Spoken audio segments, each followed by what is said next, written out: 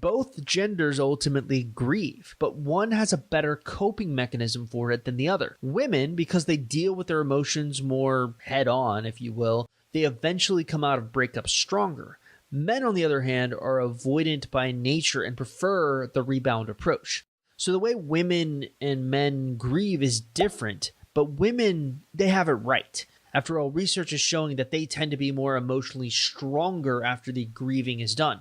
And there is really one other data point I'd like to look at here, and I'll have to pull from my personal experience when running my business to really explain it. And really that's what type of breakup you're dealing with and how it affects grief. Now, if you're new to our YouTube channel, I highly recommend that you check out our success story tab. Basically, it's a tab on our website that lists out our success story interviews. People I've interviewed sat down with 40 minutes to an hour talking through their situation, what they did that worked, what they did that didn't work. And one noticeable exception you'll see is the lack of interviews involving cheating. We've had success stories there. Don't get me wrong, it's just rare. Let me just put it that way. In my opinion, any situation that includes cheating is among the hardest to see success in. And it's really due to that breach of trust. It's such a hard thing for people to get over.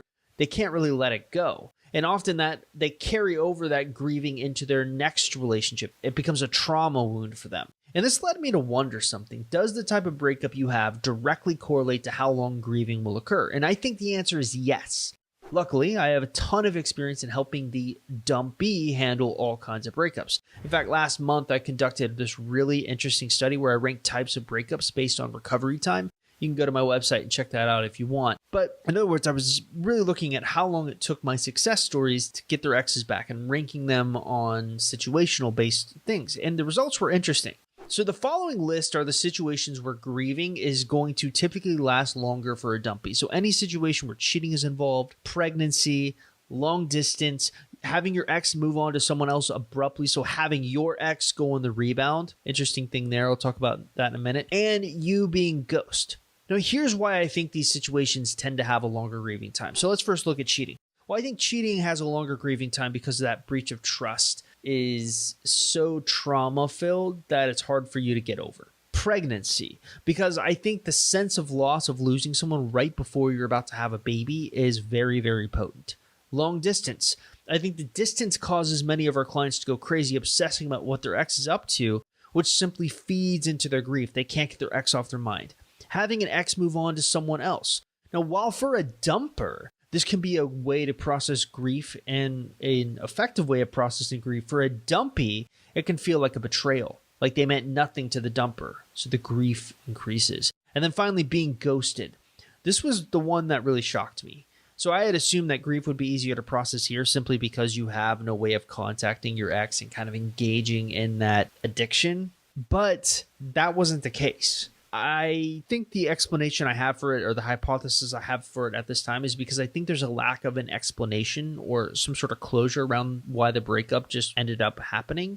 And it causes you to focus more on the why, and it plays into your grief. Now, as you can see, the question on how long breakup grief will last is really nuanced and complicated. So I think the general rule I would take for most people is think that breakup grief is going to last anywhere between 6 months on the low end or 12 months on the high end.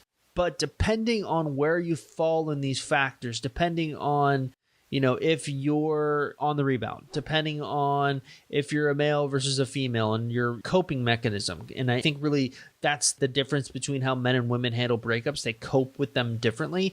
Depending on your type of situation, that's going to tell you where you're going to fall within that 6 to 12 month range. So if you're kind of in a situation where you were cheated on, where you technically aren't going on the rebound, where you are a male specifically, I think you are going to be struggling with the breakup for a lot longer. So you're going to be a little bit more on the higher end of the 6 to 12 month range. But on the other hand, if you have someone who is going on the rebound, someone who's a female, someone who is in a breakup situation that is more generalized, I think 6 months is an accurate assessment of how long that will take. Now, by no means is anything I'm saying here set in stone, but I think the good general rule to live by is that it's always going to take longer than you expect to get over an ex.